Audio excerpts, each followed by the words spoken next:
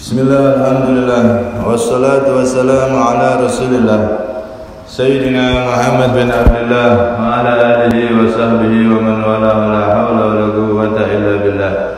Rabbi syrah li sadri wa yassir li amri wahlul 'uqdatam min lisani yafqahu qawli yasaddid lisani wahdi qalbi bihaqqi sayyidina Muhammadin wa ala alihi ajma'in.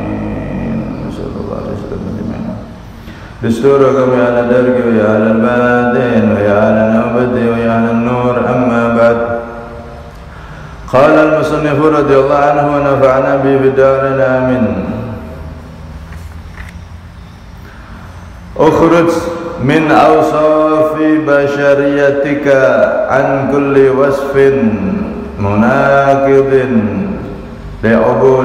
لعبوديتك litakuna linida'il haqqi mujiba wa min hadratihi qariba. Hadirin semua yang dirahmati oleh Allah Subhanahu wa taala, alhamdulillah kita bisa berkumpul kembali dalam rutinan malam Kamis ini. Semoga Allah Subhanahu wa taala sebagaimana mempermudah langkah kita untuk hadir di majelis ilmu semacam ini, semoga kelak di akhirat kita dipermudah langkahnya untuk menuju surganya Allah Subhanahu wa taala.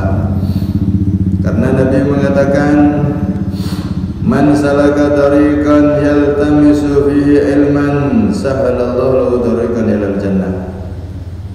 Barang siapa yang dia menempuh jalan untuk mencari ilmu, maka kelak di akhirat pasti, kata Rasulullah, akan dipermudah jalannya untuk menuju surganya Allah Subhanahu wa taala.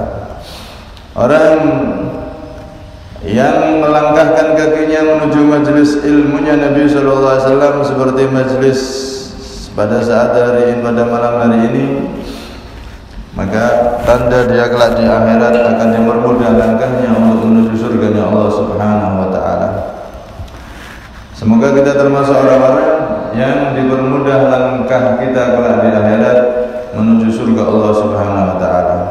Nih, karena orang masuk surga itu di akhirat nanti tidak langsung masuk. Masih ada perjalanan yang begitu jauh dan melelahkan.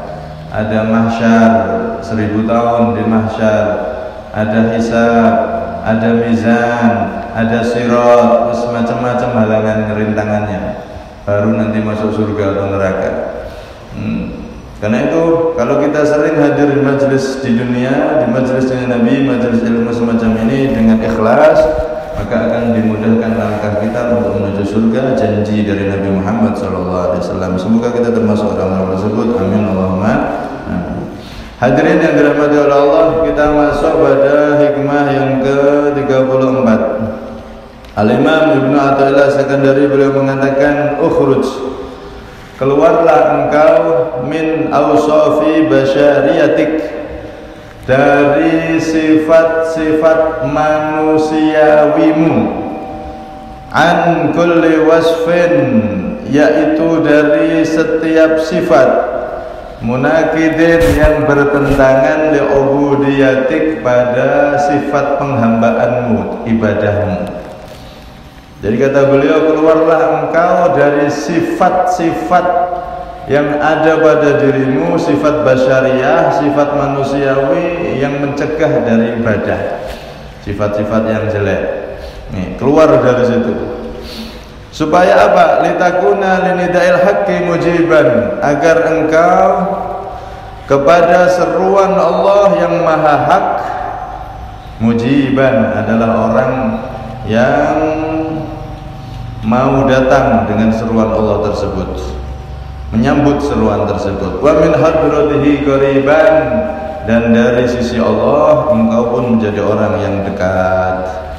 Jadi beliau di sini memberikan rahasia bagaimana kita bisa dekat kepada Allah dengan sebenar-benarnya.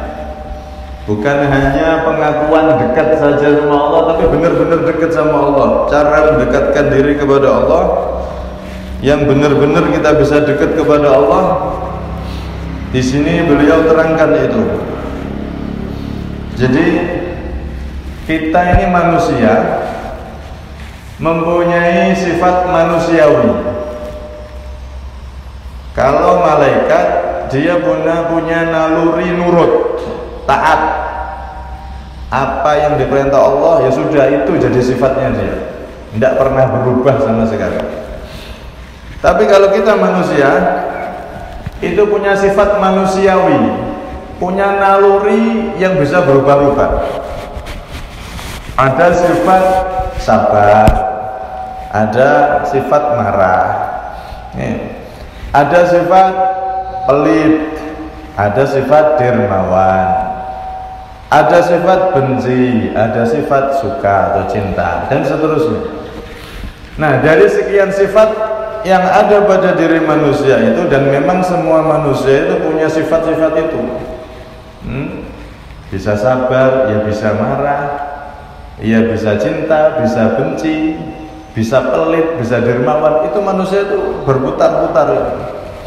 Karena memang penciptaan dari manusia sendiri, Allah menyebutkan di Al-Quran, Inna khalaqnal insana min nutfatin amsyaj nabtalihi faja'alnahu sami'an basira.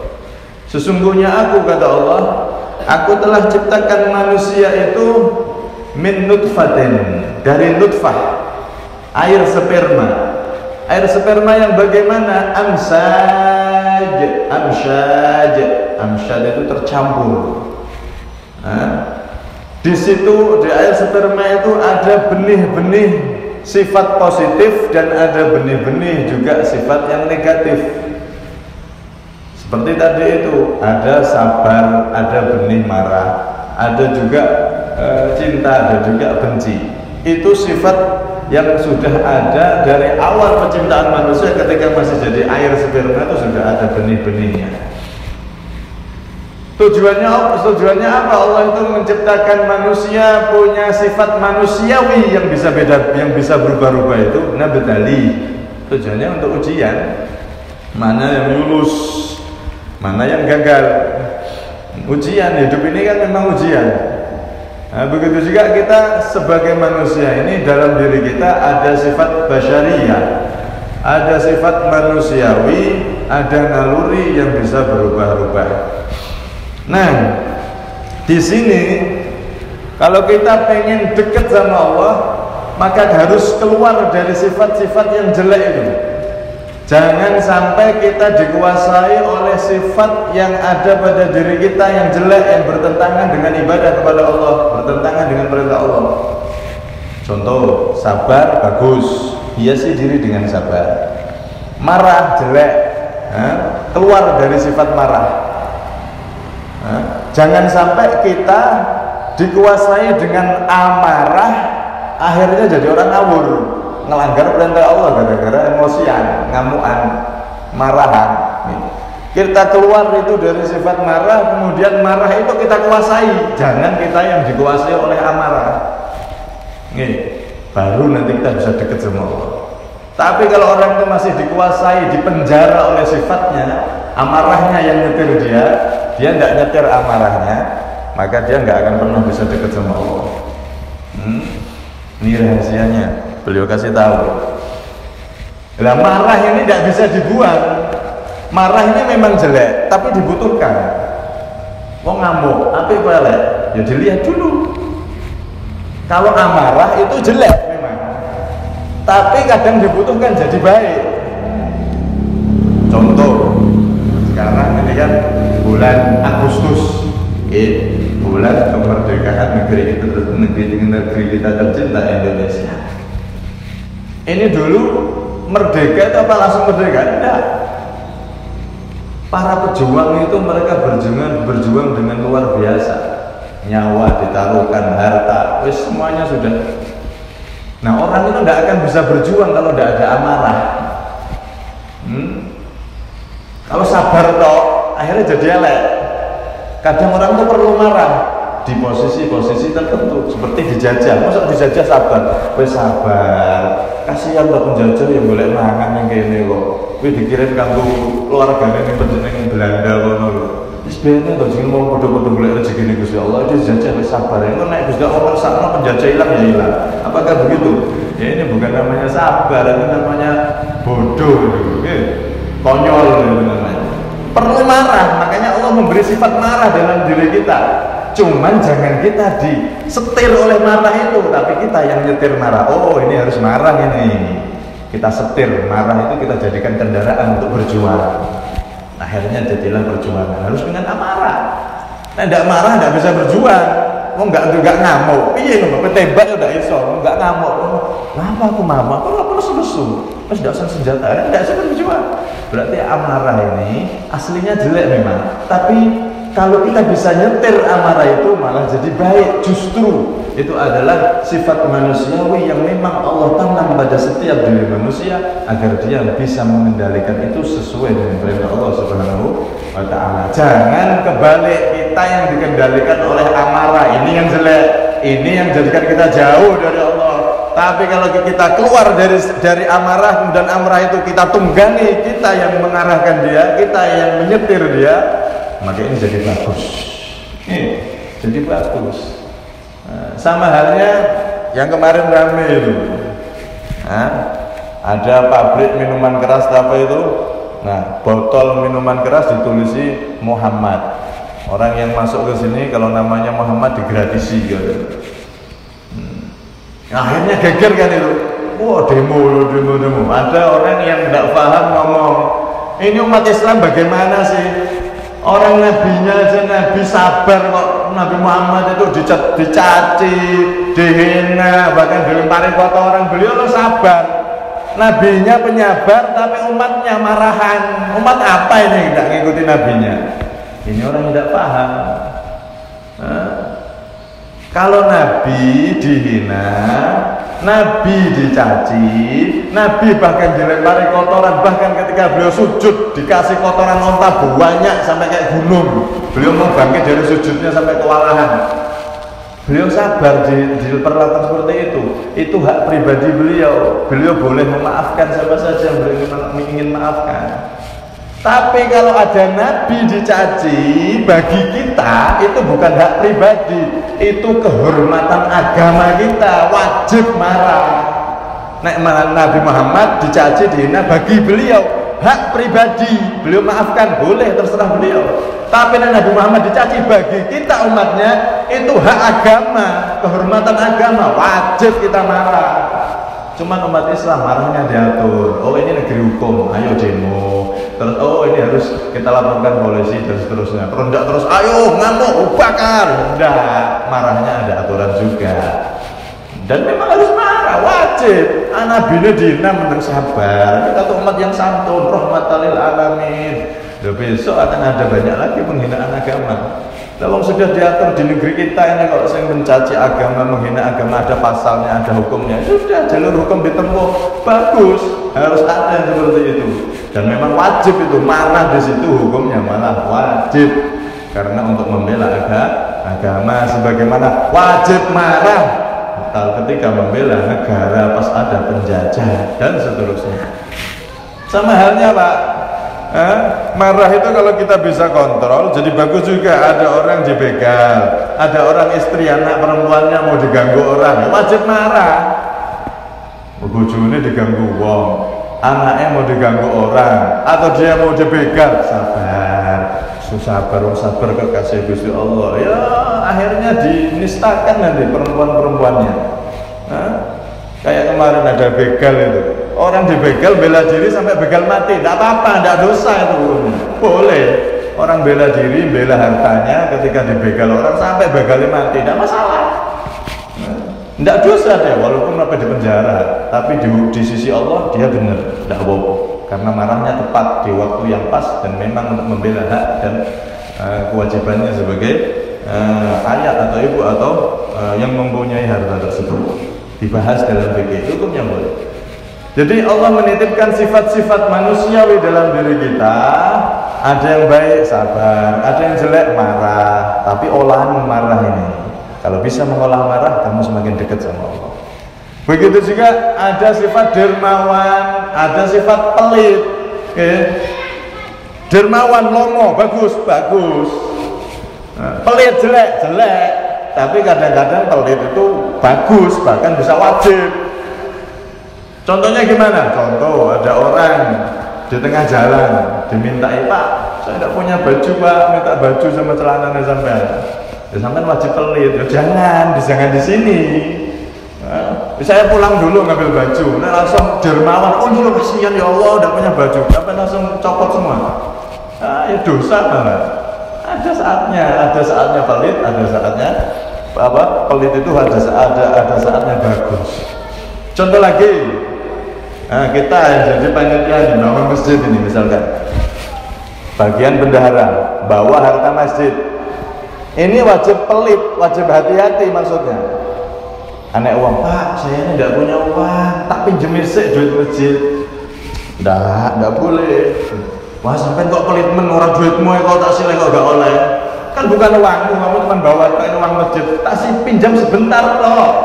Nanti tak kembalikan. Tidak boleh. Duit masjid itu tidak boleh dipinjam oleh siapapun, tidak oleh. Harus pelit, wajib pelit malah seperti itu. Pak, ini masjid harus beli ambulan misalkan. Bangun rumah sakit, bangun ini, bangun itu.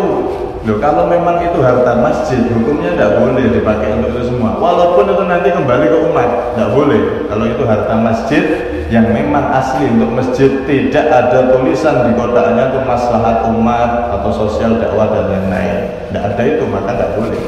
Haram hukumnya. Ambulan boleh, hukumnya haram kalau pakai uang masjid, tidak boleh.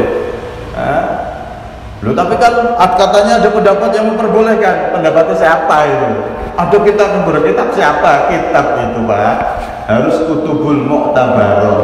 Kitab itu tidak semua kitab bisa dibuat rujukan, apalagi kitab-kitab baru. Harus kitab yang mu'tabaroh, kitab yang dianggap diakui oleh semua ulama, diakui oleh 4 madhab, madhab Syafi'i, Maliki, Hambali, Hanafi. 4 madhab itu madhab Ahlussunnah wal Jamaah, dan harus benar.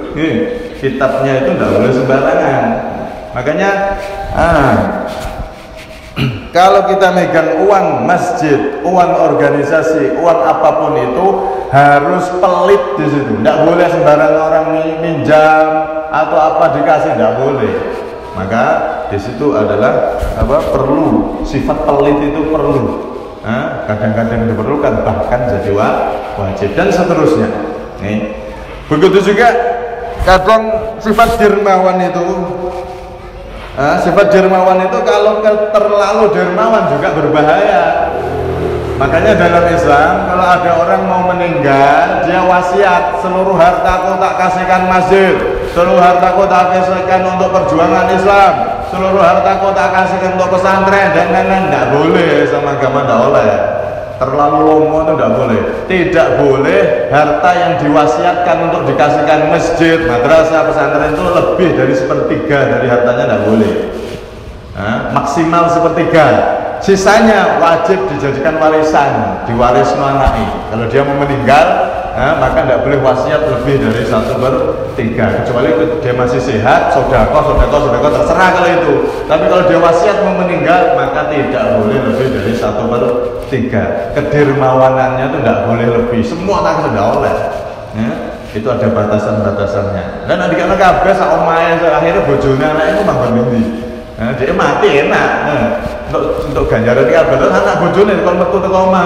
Ya ndak, maka dermawan itu diatur sama agama. Yang sifat dermawan bagus pun ada aturan, yang jelek apalagi. Kalau kita bisa ngatur, sifat pelit itu elek, tapi kalau diatur, kita yang mengatur sifat pelit itu, maka itu jadi bagus nanti. Seperti halnya amarah tadi itu. Ada lagi sifat, ada orang cinta atau benci. Cinta, peduli sama orang bagus, benci sama orang itu jelek. Sifat benci kan jelek, tapi kadang-kadang benci itu jadi bagus, kadang-kadang benci itu jadi wajib. Contoh saat ini, Ada orang maksiat, judi sembarang, minuman keras sembarang di sembarang tempat. Ini kita wajib benci, wajib membenci perbuatan maksiat-maksiat tersebut. Orang kok membenci, nggak boleh benci loh. Ini wajib kalau seperti ini. Kalau ada maksiat, ada iuran misalkan, ayo narik iuran 17-an untuk apa? Untuk berpoya-poya, dengan apa? Pesta-pesta yang nggak ada gunanya, nggak ada manfaatnya.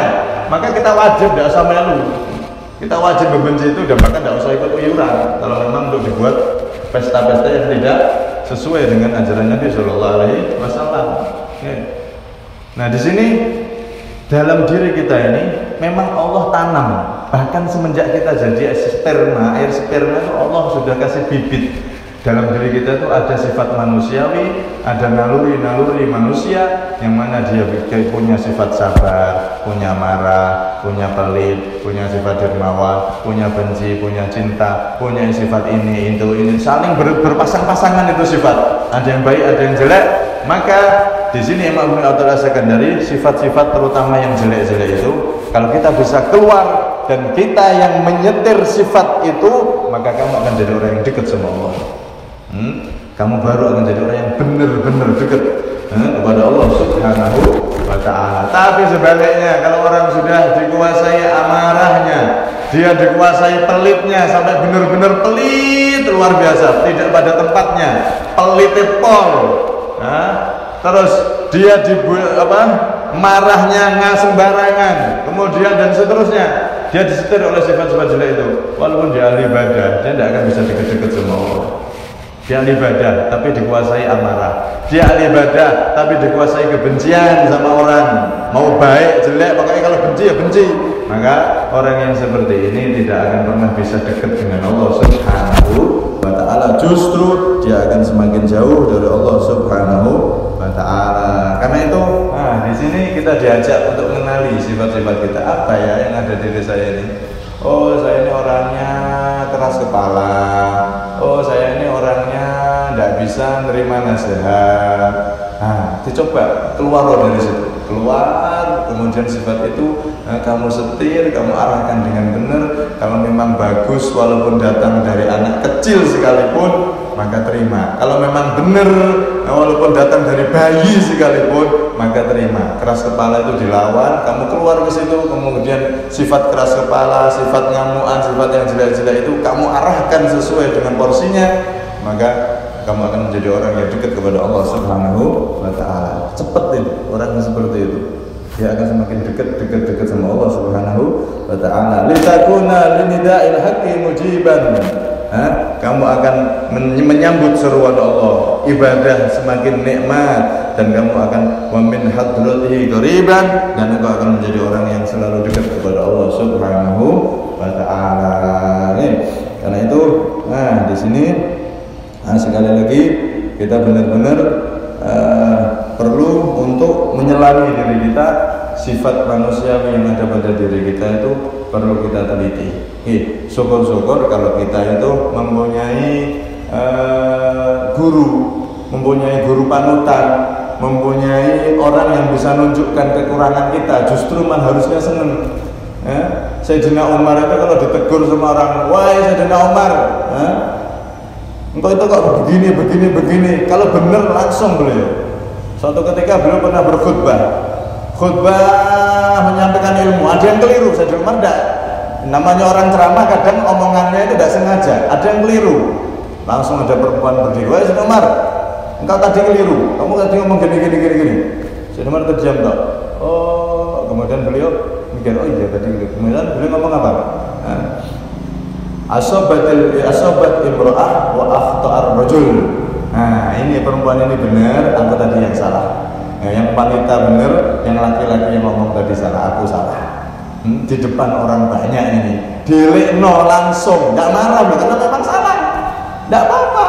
Justru itu menunjukkan apa? Kebersihan hati seseorang. Ketika diingatkan, dia langsung menerima itu, maka itu adalah menunjukkan sangat bersihnya hati seseorang. Nah, kalau mengingatkan orang kan harusnya di tempat yang sepi. berdua gitu. Iya kalau bisa, ini masalahnya perempuan. Yang tahu perempuan, yang tahu kesalahan jadi nomor perempuan. Kalau berdua ya tidak mungkin, maka di tengah halayak pun tidak masalah. Walhasil intinya kalau ada orang mengingatkan kita kesalahan, kekurangan kita, dilihat dulu, jangan kita mengedepankan amarah, mengedepankan rasa saya ini sudah benar. Dilihat benar tidak ini. Oh kalau memang salah, kita yang salah, ya sudah benahi. Benahi, maka di situ kita akan semakin dekat kepada Allah Subhanahu wa Ta'ala. Intinya jangan jadi orang yang keras, kaku. Kalau memang diingatkan dan memang itu benar, ya sudah kita terima kebenaran walaupun datangnya dari anak kecil sekalipun. Ini menunjukkan hati yang tawadhu, hati yang bersih, dan menunjukkan orang yang semakin dekat kepada Allah Subhanahu wa Ta'ala. Semoga kita termasuk orang-orang yang bisa mengendalikan sifat-sifat yang ada pada diri kita, sehingga benar-benar kita itu menjadi orang yang semakin dekat kepada Allah Subhanahu wa Ta'ala. Nah, kata Imam Syafi'i itu ada ya, termasuk ini keterangan susulan tadi. Kalau ada orang agamanya dihina, terus apa itu yang berkaitan dengan agama diinjak-injak, toh dia tidak marah, nabi-nya dihina tidak marah dan seterusnya tidak marah, maka kata beliau apa? Manistughdiba falam yaghdab fahuwa himar. Barang siapa yang dipancing amarahnya tapi tidak marah-marah, tidak punya kemarahan, oh fahuwa himar, berarti keledai orang seperti itu. Agamanya dihina, nabinya dihina, dia kok tidak ada marah sama sekali. Rahmatan lil alamin, sabar. Oh ini keledai orang seperti. Manusia itu harus ada sifat amarah, itu ada, cuman tadi porsinya, letaknya harus betul-betul kita posisikan dengan pas, sehingga amarah dan sifat-sifat yang jelek-jelek semua itu betul-betul malah menjadi kebaikan untuk kita semua. Dan memang setiap orang dikasih sama Allah itu, ada amarah, ada ini, ada itu, yang jelek-jelek itu ada. Tapi kalau kita bisa mengelolanya dengan bagus, maka jadi dekat sama Allah SWT. Seperti listrik ini. Listrik ini ada aliran positif dan negatif. Positif, kabel negatif, ada dua. Kalau salah satunya tidak bisa hidup. Manusia juga ada sifat positif, ada sifat negatif. Nah, dua-duanya ini dikolaborasikan dengan benar, baru nanti kita akan nyala dekat sama Allah Subhanahu wa Ta'ala. Nah, ini perlunya kita ngaji terus agar kita dapat bimbingan dari ilmunya para ulama yang ada di kitab-kitab, disampaikan para ustaz, disampaikan para ulama, sehingga kita bisa semakin kenal diri kita, bisa semakin tahu bagaimana cara mendekatkan diri kepada Allah Subhanahu wa Ta'ala. Ternyata orang dekatkan diri sama Allah tuh tidak hanya sekedar sholat, puasa saja tidak, tapi ada seperti ini. Ibadah ya, tapi ini tadi hatinya harus diatur, sifat-sifat yang ada pada diri kita harus betul-betul kita letakkan dengan porsinya masing-masing, sehingga benar-benar kita jadi orang yang dekat kepada Allah Subhanahu wa Ta'ala. Semoga kita termasuk orang-orang yang bisa mendekatkan diri kepada Allah dengan mengelola sifat-sifat manusiawi yang ada pada diri kita yang telah diberikan oleh Allah Subhanahu wa Ta'ala dengan sebaik-baiknya. Amin Allahumma amin. Dan semoga semuanya yang hadir, khususnya kita semua yang hadir, diberi kesehatan, panjang umur, sehat walafiat, diberi rezeki yang barokah, yang halal, yang banyak, dan semoga nanti ketika meninggal setelah usia yang panjang, sehat walafiat, kita diberi kesempurnaan husnul khatimah. Amin Allahumma amin. Amin Allahumma amin. Amin Allahumma amin. Kurang lebihnya minta maaf. Assalamualaikum warahmatullahi wabarakatuh. Bismillahirrahmanirrahim.